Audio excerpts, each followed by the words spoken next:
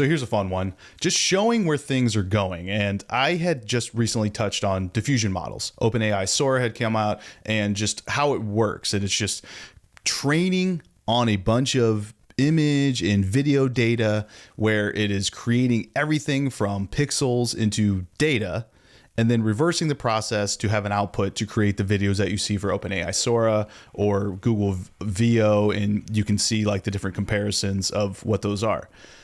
What they don't do is the physics. They don't really understand that there's objects within these videos. They're just pixels. Everything within here is just creating an image based on the training data, based on the input that you put in to the request to output something.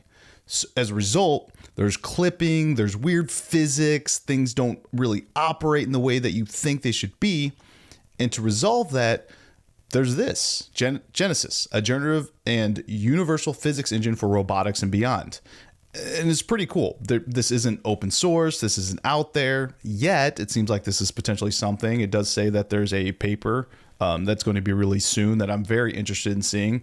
But you can see more realistic outputs. Like, oh, this foam breaking is super awesome. And it's not something you couldn't do without otherwise imputing additional processes in place, maybe taking generative AI, putting it into something like Unreal Engine and using other external physics into it. This appears to be some sort of all-in-one process of creation. And why is this cool for robotics? So right now, something that I've been aware of is NVIDIA Isaac with combination of Omniverse, where you can create these digital twin environments that can then be replicated in the real world with the utilization of robotics. Takes a lot of work, a lot of hands-on, a lot of imputing, again, some human into the process.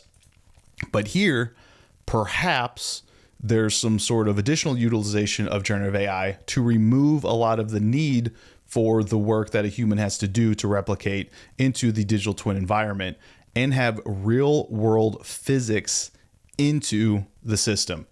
Even like something as simple as this, like seeing the open world articulated object generation.